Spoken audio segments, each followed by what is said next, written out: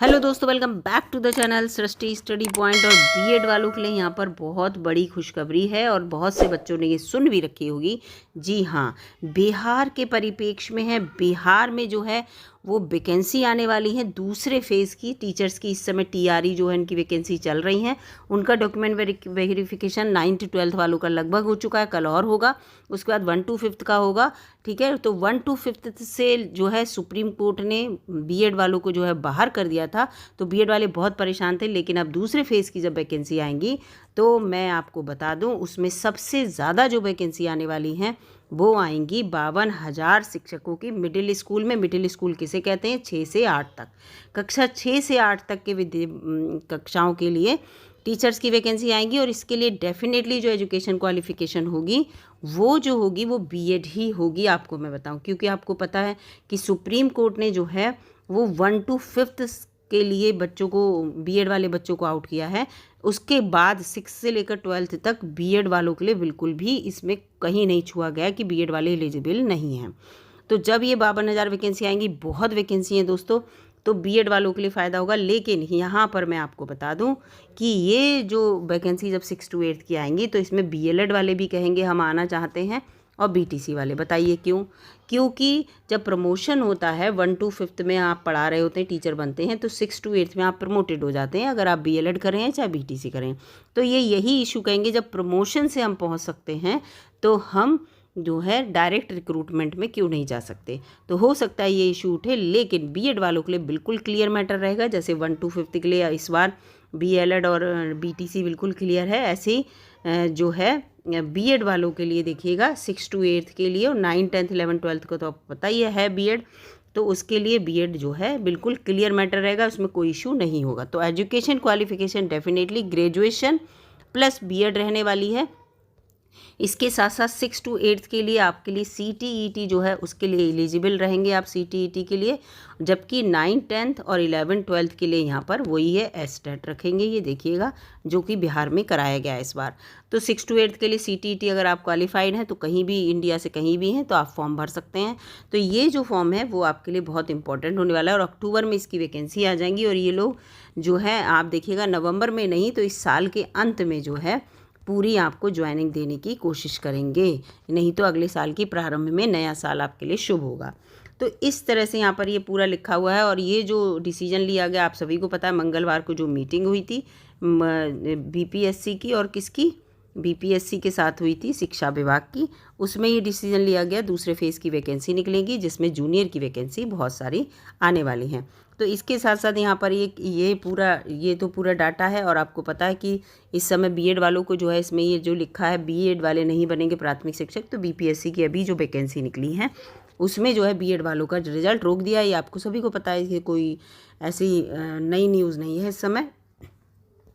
अब यहाँ पर ये पूरा डाटा मांगा गया था, हर विद्यालय में 1 to 5th में कितने टीचर हैं, कौन कौन पढ़ा रहे हैं, उसके साथ साथ 6 to 8 में कितने टीचर हैं, कौन कौन पढ़ा रहे हैं। इसके साथ साथ ये देखिए पूरा ये डाटा 9, 10th का पूछा गया, माध्यमिक के लिए 9, 10th है उसका डाटा पूरा पूछा गया है।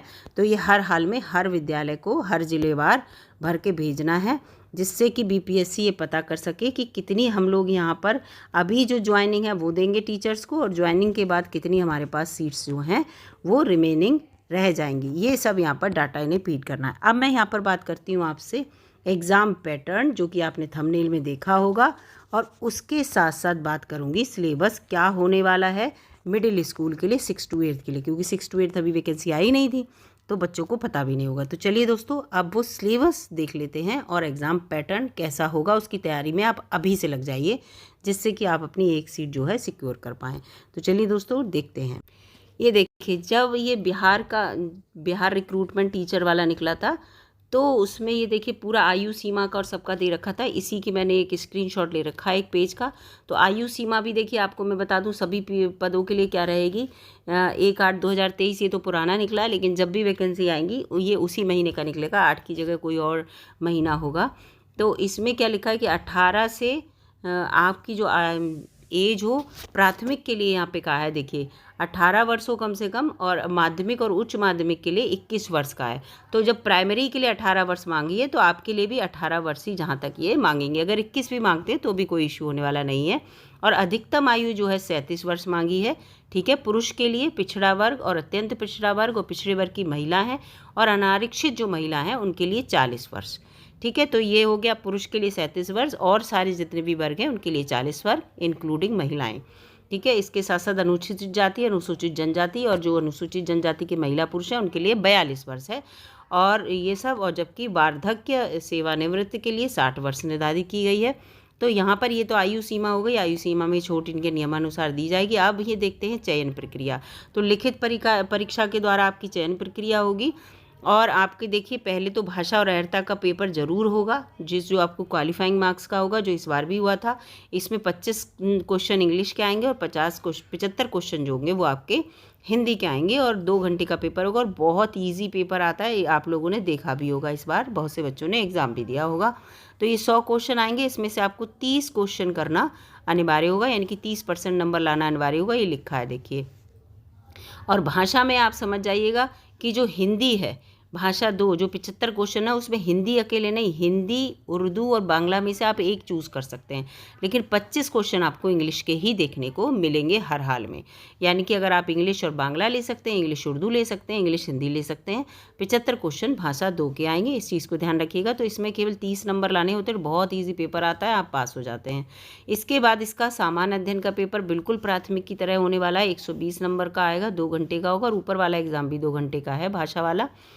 और इसमें देखिए जो प्राथमिक गणित लिखी है ना, तो ये आपको 8th तक की गणित आ जाएगी। ठीक है, 8th नहीं तो 10th तक की गणित यहाँ पर मांग लेंगे ये, और पूरा ये सब आएगा। तो यहाँ पर पूरा आपका जो 120 क्वेश्चन है वो आपके जीएस के ही आने वाले हैं, इसको ध्यान रखिएगा। क्योंकि माध्यमिक की तरह नहीं आएगा, 80-40 का रेशियो नहीं रहेगा कि 40 आपके जीएस के और 80 आपके सब्जेक्टिव। ऐसा यहाँ पर मुझे तो नहीं लग रहा कि इस तरह का 6 to 8 के लिए रहेगा। ये है 9th 10th और 11th 12th का। तो ये यहाँ पर पूरा मैंने आपको यहाँ पर बता दिया। और सिलेबस ये देखिए पूरा लिखा ही है यहाँ पे कि जो आपकी प्राथमिक और जूनियर में जो बुक्स चलती हैं उन बुक्स को अगर आप पढ़ लेंगे, पूरा गणित है और ये सब है, जीएस है, विज्ञान है, सामाजिक विज्ञान है, भूगोल है, इतिहास है, पर्यावरण है, जो आपकी बुक्स जो सरकारी स्कूलों में चलती हैं उनकी बात मैं कर रही हूँ, सरकारी स्कूल में जो बुक्स चलती हैं, तो उन बुक्स को अगर आप अच्छे से पढ़ लेंगे, उनमें इतना कुछ दिया रहता है कि आप जो है डेफिनेटली उसे क्वालिफाई कर जाएंगे। और इसमें पहले माइनस मार्किंग थी इस वाली परीक्षा में सामान्य अध्ययन की, जब पहले ये नोटिफिकेशन आया था। लेकिन जब बाद में नोटिफिकेशन आया तो माइनस मार्किंग को हटा दिया गया। तो ये इस बार भी माइनस मार्किंग हटी रहेगी, नहीं होगी।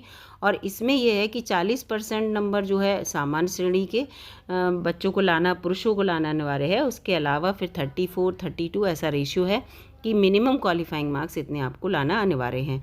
तो ये सब यहाँ पर दे रखा है पूरा सिलेबस। मैंने सोचा आपको सब कुछ बता देती हूँ। वीडियो अगर आपको अच्छी लगी हो, नॉलेजेबल लगी हो कि हाँ अच्छी जानकारी दी है, तो लाइक कीजिएगा। चैनल पर नए हों तो प्लीज़ सब्सक्राइब भी करके जाइएगा दोस्तों। ऐसी अपडेट जो बच्चे के लिए लाभप्रद रहे, बच्चा अपने जीवन में एक अच्छी नौकरी पा सके, करती रहती हूँ मैं अपडेट। मिलूँगी अगली वीडियो में, तब तक लेना।